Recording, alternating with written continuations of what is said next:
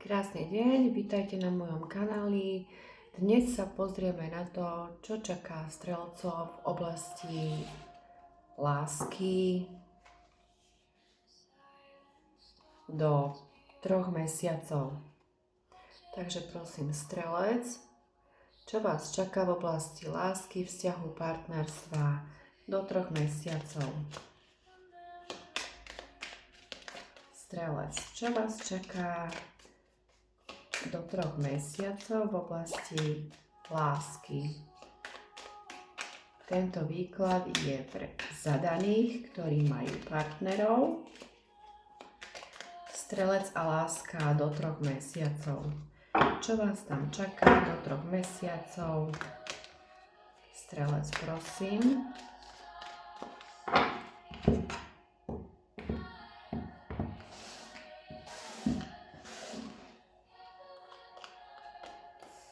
Máme tu nejaké znovu zrodenie, niečo staré nám končí, niečo nové začína.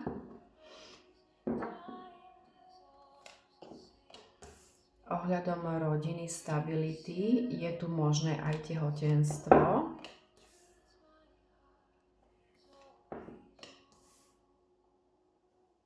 Čo čaká strelcov do 3 mesiacov?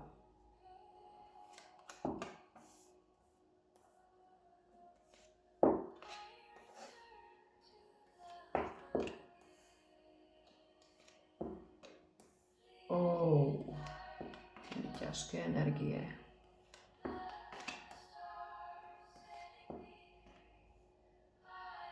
Takže strelci. Týka sa to pravdepodobne ženy. Žena, ktorá túži mať rodinu, svoju stabilitu, nejaké pohodlie, zázemie, ale nedarí sa. Ja tu vidím veľmi ťažké energie ohľadom minulosti. Niečo ťažké sa tu v minulosti stalo. Vy ste z toho frustrovaní, deprimovaní, nejak sa to s vami neposúva vpred. Vy by ste chceli, aby sa to rozvíjalo tým správnym smerom, ale máte v sebe proste nepokoj, nejaký vnútorný chaos. Túžite sa posunúť, možno sa už aj vydať, ale nejak sa vám v tom nedarí. Možno ten dotyčný, ktorý tam s vami je v tom vzťahu, nerozvíja to takým štýlom, ktorý by ste vy chceli. Je tu nejaká závislosť, máme tu diabla a je tu potrebné odpútať sa od niečoho toxického, možno z tej minulosti, niečo v rodine vás tam veľmi drží, vy ste túžili potom, aby sa to nejak vyrovnalo, ale drží vás to naspäť. Niečo v rodine je tu, je potrebné uzatvoriť niečo z tej minulosti alebo to, čo aktuálne tam teraz máte. Vy by ste chceli mať niečo stabilné, pohodlné, teda aj tú rodinu, deti, ale je potrebné odpútať sa a odísť od niečoho toxického, čo vás veľmi brzdí, niečo vás sťahuje. Možno ste niekde možno máte v rodine nejaké zdravotné problémy, niekto môže byť, že z vašich rodičov, niekto vás tam proste drží energeticky a vy by ste chceli sa posunúť ďalej, ale drží vás to naspäť, pretože máte asi pocit, že by ste sa mali starať buď o toho otca alebo matku, ale tým, že zotrvávate na tom mieste, tak vy nemôžete rozvíjať svoje šťastie, svoje pohodlie, pretože máte potrebu, že núti vás to zostať na tom mieste, že som im to dlžná, tú starostlivosť, a preto vy zostávate na tom mieste, neposúvate sa ďalej. Niekto vám tu chce pomôcť, niekto vás má veľmi rád a chcel by vás nejak posunúť v tom živote, aby ste boli šťastná, spokojná. Máte tu nejaké plánovanie do tej budúcnosti, že toto a toto urobím, ale nejak sa to proste zastavilo, nedieje sa to, sú to len nejaké vaše plány v hlave, ale tá minulosť, to, kde ste, vás veľmi drží a vy lípnete asi pravdepodobne teda na tej rodine, rodina, ktorá je pre vás veľmi toxická, ktorá vám uberá silu. Vy sa potrebujete oslobodiť od toho, pretože to, čo oni si prežili, je to ich. Vy máte svoj život, svoju vlastnú cestu a mali by ste ísť svojou vlastnou cestou pre vaše potešenie, pre vaše zdravie. Ten posun tu je, ale vy musíte proste uzavrieť to, čo vás energeticky sťahuje.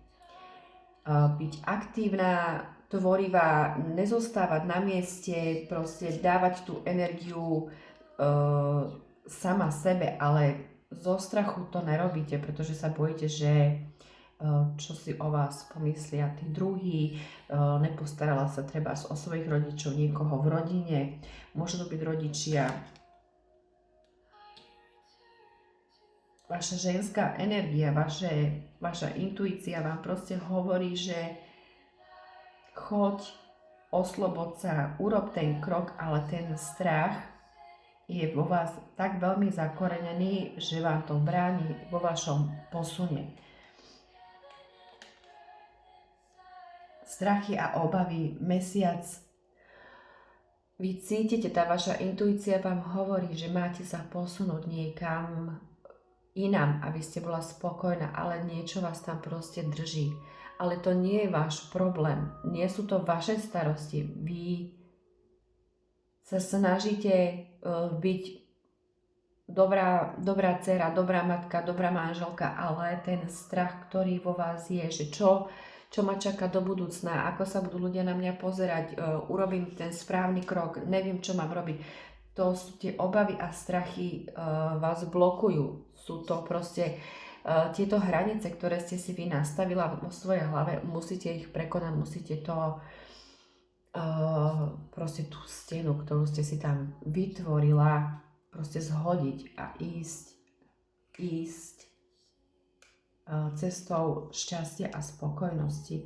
Tam, kde zotrvávate, nie je rovnováha, nie je to spravodlivé voči vašej duši. Vaša duša túži potom po tej zmene, po tej aktivite, robiť veci, ktoré mňa bavia, ktoré mňa emocionálne náplňajú. Niekto vám proste chce podať tú pomocnú ruku, ale ako by ste ju vy odmietali.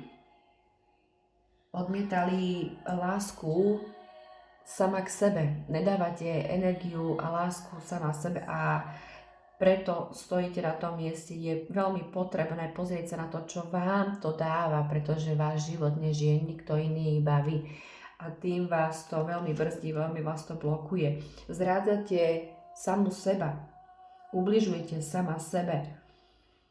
Vy túžite byť slobodná, robiť to, čo vás baví, ale vaša hlava vám proste hovorí niečo úplne iné a tam v tom není rovnováha. Prestať počúvať tieto myšlienky, ktoré vám ubližujú. Veľmi vám to ubližuje. Vy ste frustrovaná, deprimovaná, ste v toxickej energii,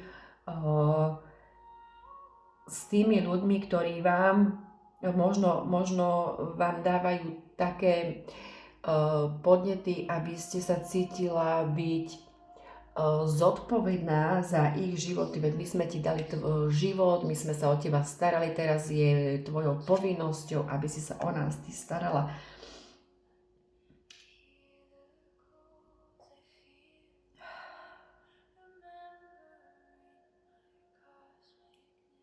To sú veci, ktoré sú veľmi hlboko zakorenené vo vašom rode, u vašich predkov, pretože oni to tak robili v minulosti a očakávajú toto od svojich detí, ale to nie je vaša cesta a vy máte dôverovať tomu procesu, Pánu Bohu a oslobodiť sa od vzorcov po svojich rodičoch.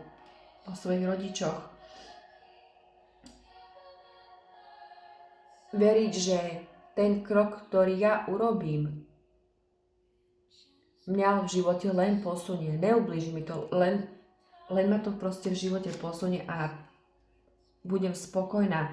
Kráľovna pentaklov, budem spokojná, budem šťastná, budem emocionálne naplnená a môžem robiť konečne to, čo mňa baví. To, čo ja chcem. Je to na vašom rozhodnutí, to, ktorým smerom sa posuniem, pretože s tým, čo ja urobím, s tým môže prísť aj láska sama k sebe od iných ľudí a ukončiť ten proces, to rozhodnutie je veľmi dôležité a do budúcna ja tu vidím aj, že vy to aj urobíte, že sa rozhodnete sama pre seba. Je to veľmi dôležité. Možno sa staráte o svojho otca, o svoju matku, možno vás emocionálne vydierajú, že je to taký toxický človek, ktorý vám bráni vo vašom raste. Zožente si viac informácií od dneška za rok a zlepšenie zdravia. To zdravie sa netýka toho blízkeho človeka z tej rodiny, ale týka sa to vás. Pokiaľ vám niekto podáva tú pomocnú ruku, pýtajte sa, ako to zlepšiť, ako sa posunúť v živote, pretože od dneška za rok tu máte úplne iné energie a inak vám to v živote pomôže, keď sa od toho oslobodíte. Máte tu aj zlepšenie zdravia po fyzickej stránke, po emocionálnej stránke a čaká vás aj do budúcna hojnosť. To hojnosť znamená proste všetko. Odpovedi na to, na čo ste vy zrovna teraz mysleli, je áno. Nebojte sa toho, urobte ten správny krok sama pre seba. Toto sa týka strelcov.